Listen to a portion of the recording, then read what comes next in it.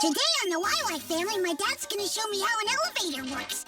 Grandpa's gonna show me where stars come from and what happens when they go out. Cowabunga surfs up! Grandma and I are gonna travel back in time to find out where sand comes from. Uncle Micro and Uncle Scoper are gonna explain why we have reflexes. I got it. Wow!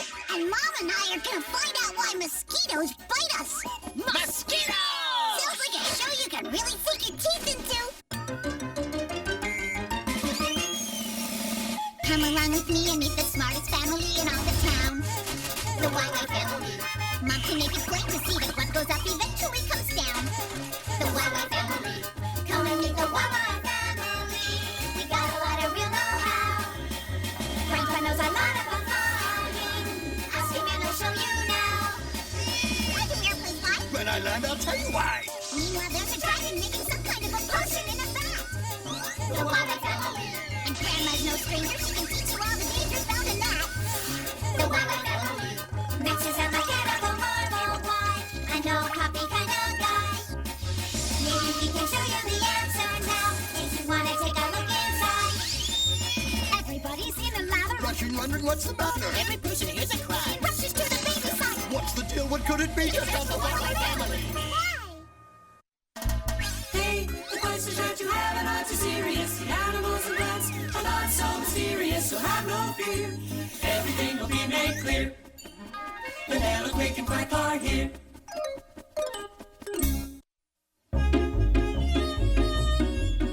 This is the moment of supreme concentration. As young Victor YY attempts to set the world height record for a house of cards. And he's done it! Well, champ, how does it feel? Kinda itchy. That looks like a mosquito bite. Mosquito!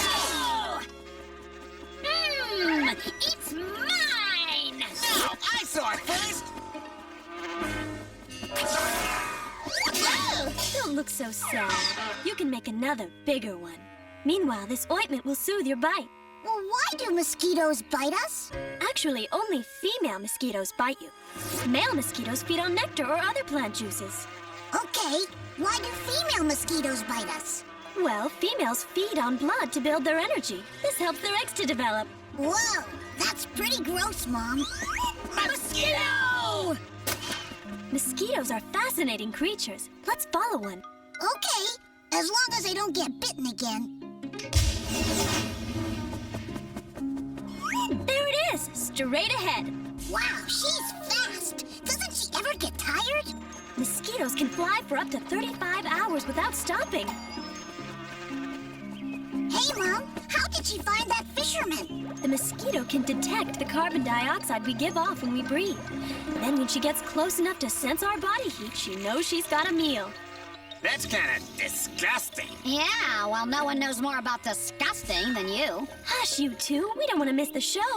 To begin with, she sinks her piercing beak into the skin until she finds a little vessel full of blood. How come the man doesn't feel the mosquito biting him? While she's sucking the blood, the mosquito injects her saliva into the skin. Mosquito saliva contains special substances that send our skin to sleep. That's why we don't feel the bite. For a while, anyway. Do mosquitoes bite everybody? Yes, but some people are more sensitive to the bites than others. Hey,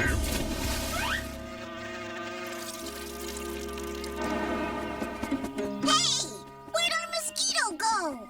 Don't fret, Victor. I know where to find plenty of mosquitoes. Where, Mom? Over there. That's just a pond. Mosquitoes lay their eggs in standing water, like a pond or a puddle of water. A female mosquito can lay 200 eggs every 5 days. Uh-oh, they look hungry. There are 2 ways to protect ourselves from mosquitoes. Either wear long sleeve and long leg clothing, or spray our bodies with a repellent to keep them at bay, like citronella, which comes from tropical grasses. There's some now! Hold on!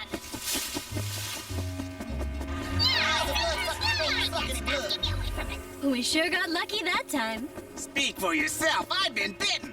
Then I guess you got the point of this episode. Oh, Mom. Hey, come on. If Scopo said that, you'd be laughing hysterically.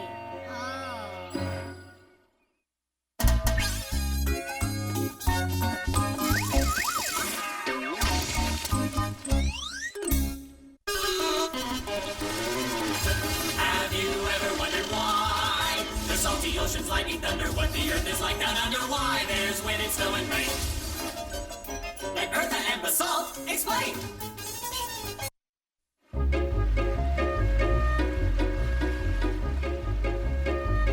That's it, the last tower.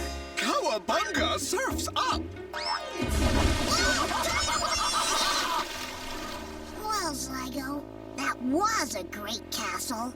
Basalt, you really need to watch where you're going. Now Victor has to build another castle. On the bright side, there is plenty of sand. Yeah.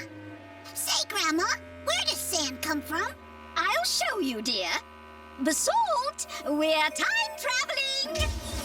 Hey, neat. We're 100 million years in the past, the height of the age of dinosaurs. Dinosaurs rock. We're really here to check out this volcano.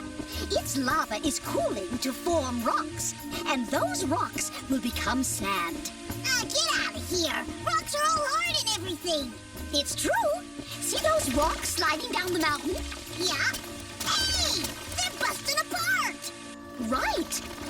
Eventually, they wind up in rivers, and the action of the water breaks them up even more, one tiny little piece at a time. This slow wearing away of rock and stone is called erosion. Wait a minute. Now, even with this erosion, a rock is still harder than water.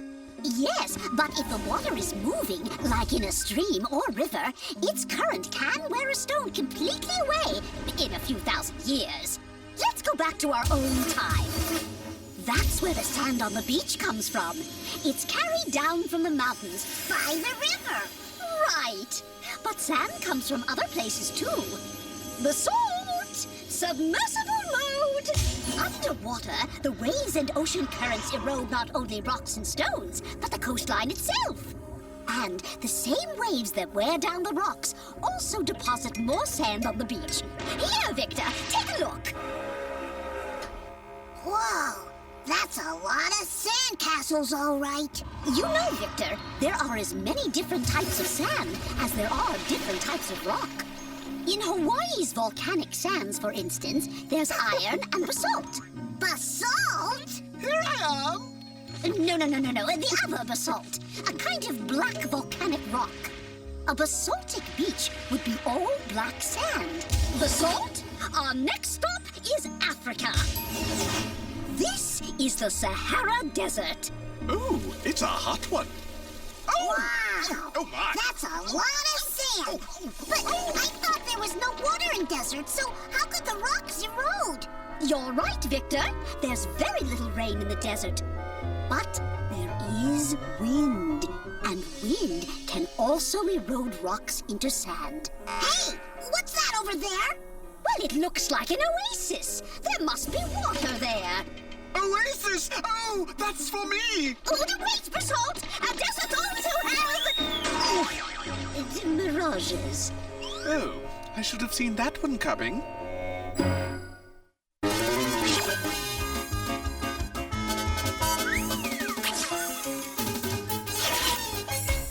Who has all the answers about the sun and moon and stars? That would be Zygo and Magic. Who can tell us all about the atmosphere and Mars? That would be Zygo and Magic. Pick a spot in outer space, they've been all around the place. Zygo and Magic, here they come. 12,354, 12,355. Look, Zygo, I got a brand new ball. Come on, let's play. I can't play now. I have to count the stars. Oh, I thought there were billions of stars. Oh, no. I've lost count. But Zygo, why are you counting the stars? Because we think one of them may have died. Yeah, and Grandpa Matic had the bright idea of counting them to see if any are missing. Stars die? I thought they just go on shining forever. Well, they shine for billions of years, it's true, but eventually they burn out.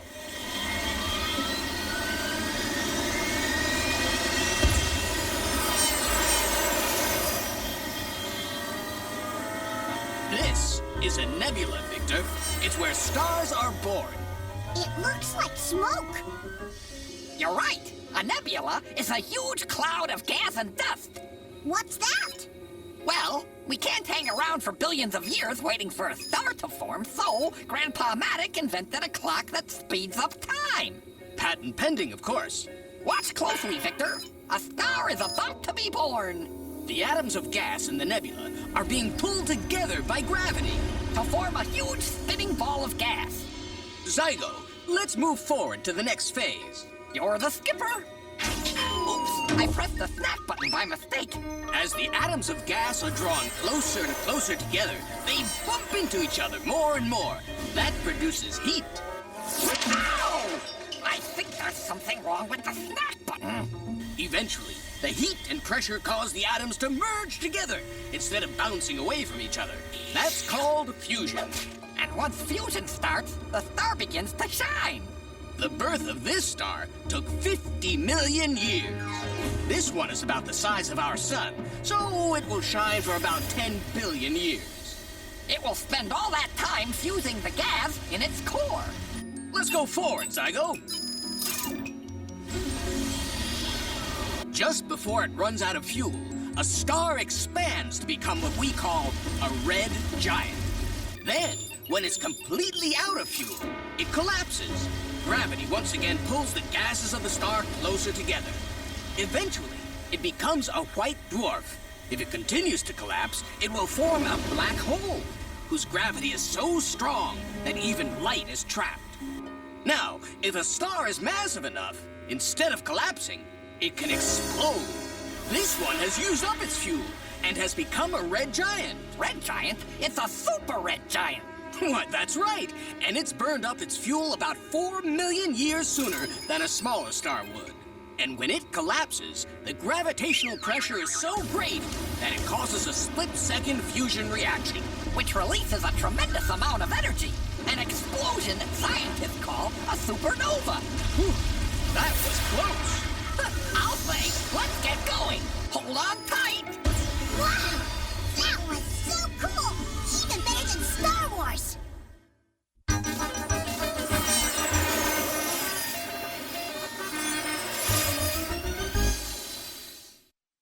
How does it do this? How does it do that? Max is the one with the electronic knack. Machines are his thing, so don't go berserk. That's on the job. You'll find out how they work.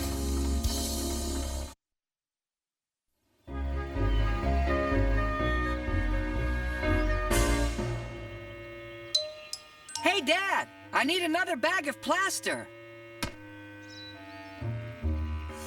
No, times like this, I wish I had an elevator. If we had an elevator, I'd spend all day riding up and down. How does an elevator work? All elevators use pulleys. A pulley makes it easier to lift things. All you need is a rope and a counterweight. You see, Victor? It's easy. Well, that's enough general principle. Let's go see a real elevator. Okay! Basalt, would you mind terribly taking us into town? When were elevators invented? Well, the pulley has been around since ancient times. But the first elevator for public use was installed in 1857 in a New York store. So, how does it work? The elevator runs along a shaft, which is a deep well fitted with rails. The elevator car, which carries the passengers, moves along these rails, and it's hauled up by a cable running through a pulley. But the pulley can't work the whole elevator. Right you are. There's a lot more. Come on. Take a look. What the? At the end of the elevator cable is a counterbalance, which is made of heavy metal plates. When the car goes up, the counterbalance goes down. Well, the pulley is worked by an electric motor, and that's what makes the car go up and down. Oh, so if there's a motor, why do you need a counterbalance? That's easy. The The counterbalance is here because I felt sorry for it and didn't want it to feel left out. I'm the guy that does all the work. Now, I know you work hard, but this is an educational show. All right. I'll explain. The counterbalance is heavier than the car. It weighs as much as the car plus the maximum weight of the passengers. That means when the car goes back down, I only have to lift the difference between the weight of the counterbalance and the weight of the car. Otherwise, I could only lift an empty car. And what good would that do? Oh, there you are. There are other motors that work the doors, and Hey, what happened? I think basalt is too heavy for the car. The engine can't pull the car up. Yeah. What if the cable breaks? You want to take this one? Go ahead. You're doing fine. First of all, there's no chance of that happening. But even if it did, the elevator is equipped with powerful brakes to keep the car from falling. There you are, Victor. Now you know all about elevators. Excuse me. There's one little thing about elevators you forgot to mention. What? An elevator isn't a toy!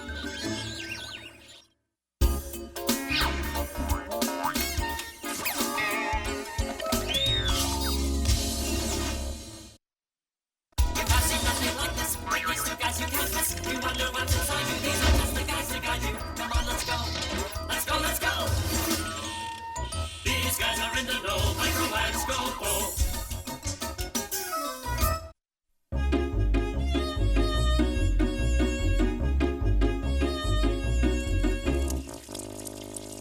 How those potatoes doing?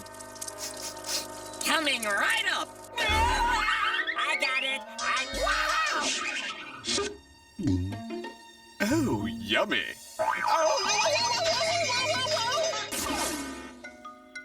Why did you drop the potato, Uncle Scopo? It was burning my hand. No, it wasn't. Thanks to your sense of touch, you dropped it before you felt any pain. How does a sense of touch work? We'll go find out. Where are we? Well, according to the gizmo, we're under your mom's skin. What you're seeing are the tactile corpuscles. These guys are the reason we can feel the things we touch. Pressure! That doesn't mean you have to share it with us. Hey guys, lighten up already. I can also feel cold. I'll show you.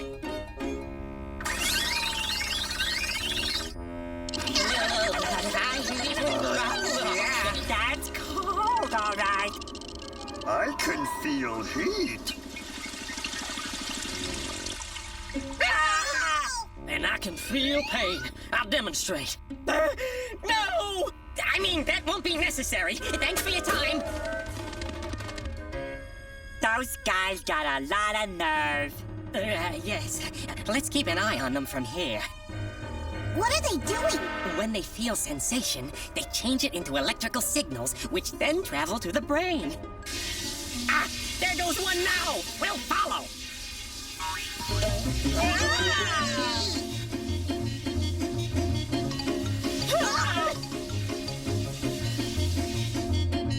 What's this? The spinal cord, a thick bundle of nerves that run through your spinal column. I thought the signals go to the brain. They do. They're transmitted along the spinal cord.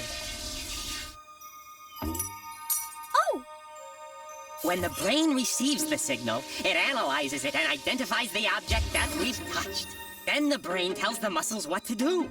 But sometimes the spinal cord sends the signal directly to the muscles. Like when I caught that hot potato. Right. Scopo's tactile corpuscles sent the signal to the spinal cord, which then sent it to the muscles in his arms. So he dropped the potato before the brain received the signal about how hot it was. That kind of response is called a reflex, and it helps to protect the body from harm. oh.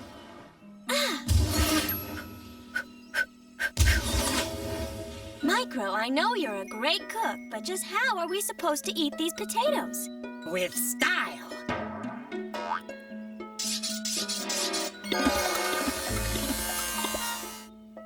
See?